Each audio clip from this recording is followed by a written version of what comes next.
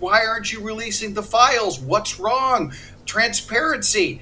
And the Republicans are just circling and circling and circling, and it's a circular firing squad. Releasing the Epstein files was a key component. This was a huge issue. This is a problem of the Republican Party's own making. We think he's afraid of those files coming out because there's something deeply incriminating in them. Hello and welcome to Tracking Trump on DeKoder. I'm Nidhi Razdan. The US president has been in political hot water for the last couple of weeks now over his links to the disgraced multimillionaire financier Jeffrey Epstein, who was convicted as a sex offender for assaulting minors and who later died in prison in 2019. Trump was once a friend of Epstein, partying with him, and as the Wall Street Journal reported a few days ago, sent Epstein a body graphic birthday card for his 50th birthday. Trump, however, denies this, says it's all false, and has sued the newspaper for $10 million. But apart from his own links to Epstein, it is the MAGA universe that seems to have turned against Trump on this issue. And that is because for years, Trump peddled numerous conspiracy theories about Epstein, including linking him to prominent Democrats like the Clintons and promising to expose the so-called Epstein files with a long client list that was supposed to be the who's who of the Democratic Party. And this was an issue that ignited his base like nothing else.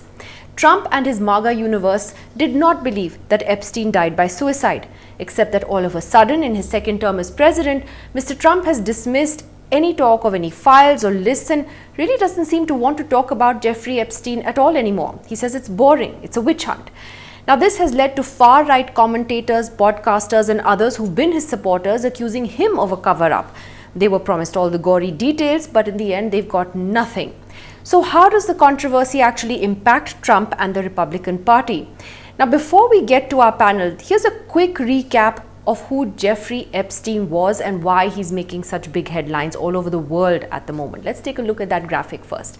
As I said, he was a multi-millionaire financier, somebody known for his big properties and his big parties in New York, in Palm Beach. He was arrested in 2019 for sex trafficking underage girls and then ended up dying by suicide in jail.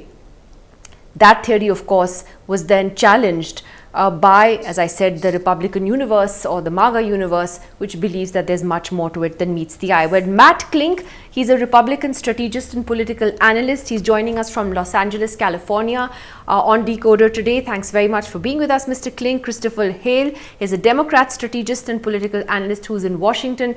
Thank you both very much for being with us.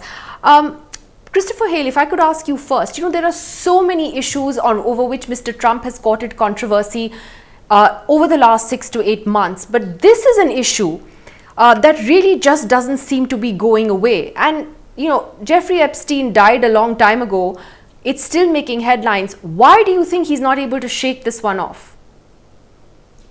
I think it was the promise he made to his base. I think very clearly when he announced his run for 2024 in November 2022, from then on forward, he said that releasing the Epstein files was a key component of his second term, and in particular in the MAGA universe, the influencer universe that really propelled him to victory in November. This was a huge issue. Benny Johnson, Dan Bongino, who is the deputy director of the FBI, and Akash Patel, who is the director of the FBI, talked about this again and again and again. For his base, it represented the swamp, the epitome of the swamp. For a decade now, Donald Trump has told us he would drain the swamp, and this was going to be one of the key activities in doing so.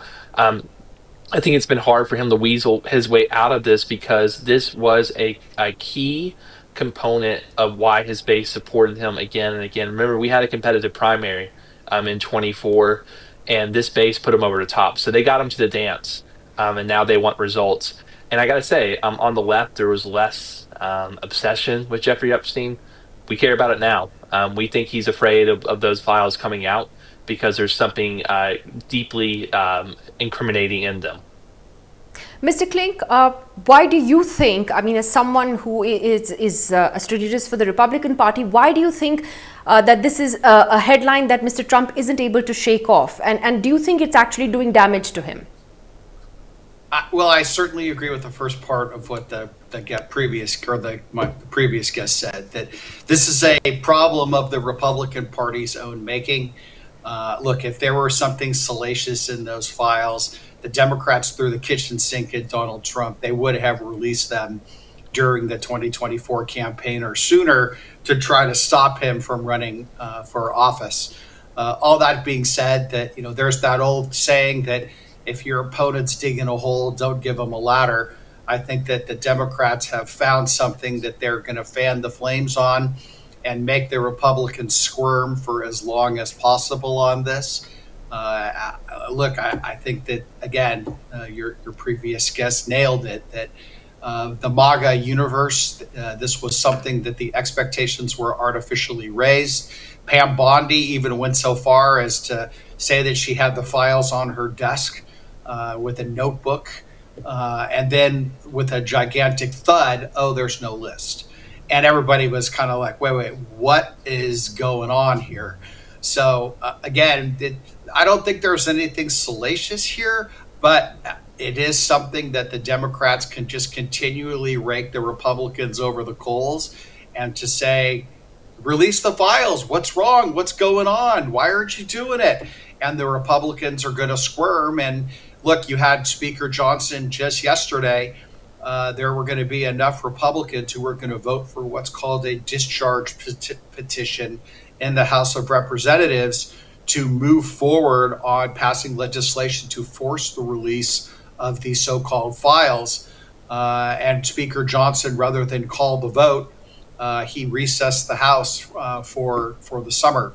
So the question is how long will this controversy stay around? And as we say in the business, does it have legs?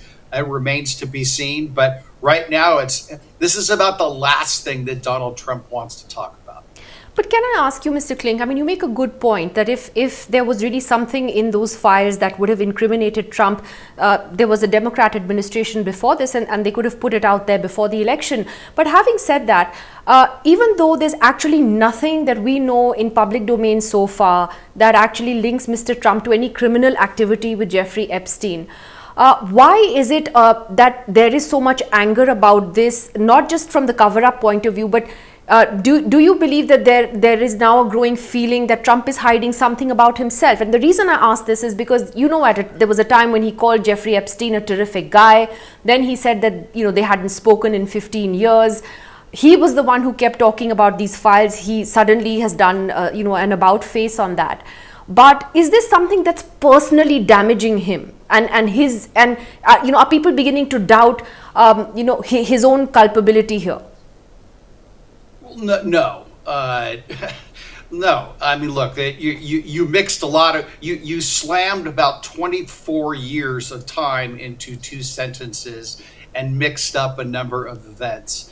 All that being said, the Republican base strongly supports Donald Trump, but that doesn't mean that some parts of that base can be disappointed that the Republican Party, specifically Donald Trump and his administration, aren't moving forward with all due pace to release the Epstein files, if indeed there are Epstein files. We do know that there is grand jury testimony. And the problem is, there's a reason why grand jury testimony is usually kept private. And that's because, people are demanded to testify before the grand jury. And even if they weren't charged with anything, the mere implication that they're testifying could make an innocent person guilty. So that's why judges are now involved as to whether or not to release that grand jury testimony. But look, this is a problem of MAGA's own making, of Donald Trump's own making. It's the classic case of raising expectations and not delivering when you have the opportunity to do so. They gained politically from it during the campaign, alleging a Democratic cover-up. And now the base says, all right, put up or shut up. And they're not putting up. And the base is understandably upset. And look, the Democrats they have a great play on this one. All they have to just continue doing, because they didn't care about this when they held power. all they have to say is, why aren't you releasing the files? What's wrong? Transparency. And the Republicans are just circling and circling and circling, and it's a circular firing squad. I mean, this is exactly what, I mean, it's a great play politically for the Democrats, and it's something that, again, that hoping that the recess will quell this firestorm, but 2 weeks in, it doesn't look like it's going to happen. Absolutely. I just want to take a moment, Christopher Hale, to look at a new poll that just came out a few days ago, a Reuters Ipsos poll that says that 69% of Americans believe that the government is actually concealing information on the Epstein case. That's quite a big number. And also, if you look at Trump's approval rating amongst 18 to 29-year-olds, it was 55% in February. It's now 28% in July. His disapproval ratings have risen from 45 to 72%. That's a 54-point swing. And you know, that was another poll that was done recently. Coming at this time, how much damage is this doing actually, in your view, Christopher Hale, to his presidency? And I believe CNN has put out video and photographs of Jeffrey Epstein at Trump's wedding to Marla Maples in 1993, the two of them laughing and joking at a Victoria's Secret fashion show in 1999. Trump never denied that he knew the guy. But is this actually doing damage to him personally? The same question I asked Mr. Klink, or is it just that people are angry that they believe some kind of cover-up is happening? I think it does really big damage to MAGA Inc. And it's less about Trump's presidency. Look, Trump, for better or worse, is 15 months, 18 months from being a lame duck through and through. It's going to be hard for him to do that, I think, quite honestly. But he wants to be the kingmaker going forward. And the big base of the MAGA movement is a distrust of government writ large, much more so than my party, a distrust of government. And so for 4 years, they could blame it on the Biden administration. For Trump's first 4 years, they could blame it on the fact that he was new to town. He didn't know what he was doing. There is no thing to point at this time. Really, the cover up is coming from within his own administration. And MAGA Inc. went to bat for him. There's these famous photos of MAGA influencers who are making 6 to 7 figures a year. Very wealthy folks operating, making money off of his base, who went to the White House and held up those files or whatever those were, the notebook, and said, this is the grand scheme. This is what's in them. And those same files that Pam Bondi said are on her desk, it makes it look like it's a huge grift. And so I think it actually hurts not only Trump, but the MAGA world writ large. There is MAGA Inc. and there are MAGA voters, and they are not the same. MAGA Inc. has a lot of credibility and are funded by the MAGA base. I think they're the ones who are hurt the most here, and you see what they're doing right now. They're trying to extrapolate themselves from this situation that they've made money off of, that they made a living off of, and they're trying to call for heads. Pam Bondi is the first person they're going to go after. But I think Pam Bondi is doing the president's bidding, which is why he has defended her time and again. So there is a separation between Trump's biggest defenders in the MAGA base, and that's going to be hard to reconcile. I think the biggest loser of this is J.D. Vance. But can I ask you the question that Matt Klink raised, which is that why did the Democrats just release these files earlier? If there was something so sensational in them about Trump in particular, do you think that the Biden administration should have put them out in public domain? Well, let's clarify who was the Attorney General from 2017 or 2021 to 2025. It was Merrick Garland, who, to my party's much chagrin, was a pretty pure operator. So I don't think he would have been anyway enticed to release any files that would have been had any impact on the election in 2024.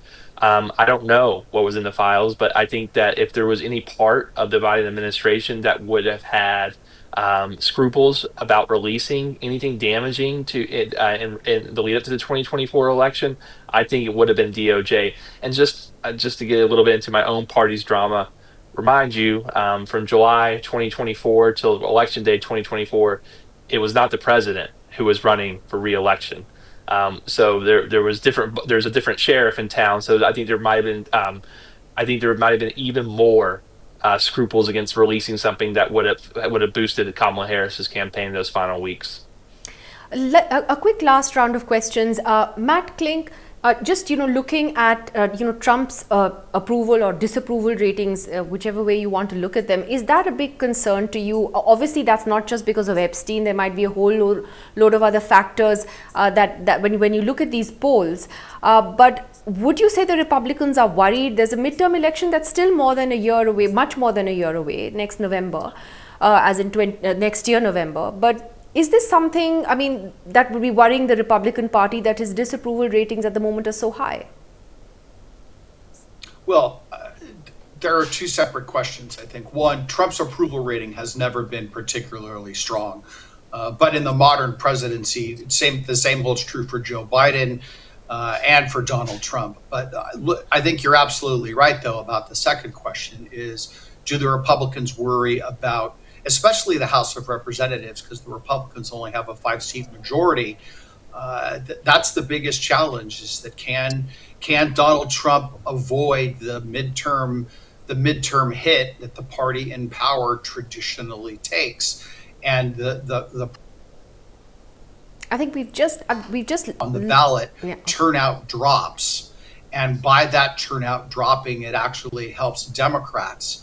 And in a closely divided House, as I had just said a second ago, that could easily mean that, look, if the Democrats pick up 5 seats, they automatically take power. And then we know what's going to happen. There will be a number of investigations. There could be a third impeachment. There could be a number of different things that come into play. Suffice it to say that even if that doesn't happen, that the second half of his second term would look decidedly different than his first term. So again, the main thing that the Republicans are focused on is how do they get back talking about issues that they want to talk about, not talking about these Epstein files. And right now, they haven't done anything to put this whole episode to bed. It's like a slow drip. And that, again, I think that the Democrats they're doing what they should do here. They're on the sidelines fanning the flames and making sure that spark stays lit, because they know that every time the Republicans talk about it, they're going to squirm. So hopefully the recess, somebody will come up with some brilliant idea to move on to something else. But I'd say it's been a good couple of weeks for the Democrats, because it's distracted Donald Trump and the Republican Party from doing what they want to do. Right, and so that brings me to the last question for you, Mr. Hale, which is that Donald Trump is trying desperately to talk about everything else but Jeffrey Epstein. I think when he was asked just yesterday about this again, he said it was a witch hunt, and then he started talking about President Obama. He's even put out this insane video, for want of a better word, of Mr. Obama behind bars, which is AI generated. But he's trying everything, isn't he, to talk about anything but Epstein, and it's not going away. Look, he's talking about Obama, the Redskins, Coca-Cola, because he doesn't want to talk about his political liability, which is the Epstein files. Let me be very clear. Mike Johnson shut down the United States House of Representatives for 6 weeks because they do not want to take a vote on releasing the Epstein files. The number one political priority of the Republican Party in the United States is to suppress the release of the Jeffrey Epstein files. That matters to them more than the economy. That matters to them more than tax relief. That matters to them more than inflation. That is their number one priority. They're doing the bidding of the president. And so they've taken 6 weeks off of working, and the American people will let them know about it during this recess that they don't approve of it. Interesting times ahead. Matt Klink, Christopher Hale, thank you very much for joining us on DeKoder today and getting some insight into why this story is such a huge headline all over the world, as I said, at the moment, and what this means for Trump's presidency. Thank you very much. And that's it on the show this week. We'll be back next week with another episode. Do join us there.